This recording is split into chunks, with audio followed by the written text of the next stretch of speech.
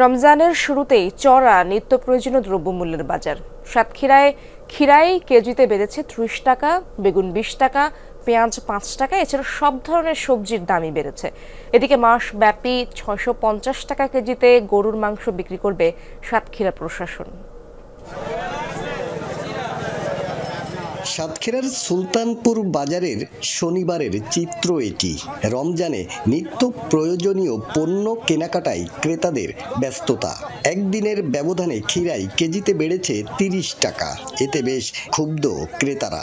তেল কিনেছে, কালকে দাম ছিল ৮০ টাকা কেজি, আজকে সেই তেলাতে ৯২ টাকা কেজি, ১৯২ টাকা কেজি। ২ দিন আগে দেখেছি খিরাই ৪০ টাকা কেজি, আজকে বাজারে ৭০ টাকা কেজি। তাহলে আমাদের কি পয়েন্ট হলো? বাজারে বেড়েছে সব ধরনের সবজির দাম। আমদানি কমেছে, তাই দাম বেশি বলছেন বিক্রেতারা।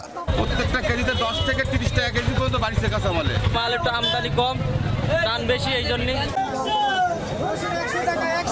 পেঁয়াজ, টমেটো কেজিতে বেড়েছে ৫ টাকা, সাদা ডিম ৯ টাকা, লাল ডিম বিক্রি হচ্ছে ১০ টাকায়। ছোলা, চিড়ার দাম বাড়েনি বলছেন দোকানিরা। এই ২-৩ দিনের মধ্যে বাড়েনি। আর আগে তোমাদের ১১০-১৫ টাকা ছোলা ছিল না, সেই হিসেবে তো আছে এখন দাম কম। চিড়ার দাম যেমন ছিল তেমনই আছে। চিড়া ৬০ টাকা আছে, ৬৫ টাকা আছে। গরুর মাংসের কেজি ৭৫০ টাকা। কম দামে মাংস দিতে সঙ্গীতা মোড়ে দোকান পেতেছে প্রশাসন। চলবে মাসব্যাপী। প্রতি কেজি ৬৫০। এতে খুশি নিম্ন আয়ের মানুষ। বাজারের দাম হচ্ছে ৭৫০ টাকা, আর এখানে বিক্রি হচ্ছে ৬৫০ টাকা। অনেক সময় ১ কেজি গোশত কিনতে পারে না, তাদের জন্য সত্যি এটা খুবই প্রশংসনীয় উদ্যোগ। একটা যদি চলে একটা বিক্রি করবো, 10টা চললে 10টা। আমাদের হিসাবে সব রেডি করুন, অন্য কোনো গায়ে গরু টরু যাওয়া হবে না। রমজানে ছাড়ের পরিবর্তে দাম বাড়ানো ঘৃণিত অপরাধ বলছেন মসজিদের ইমাম।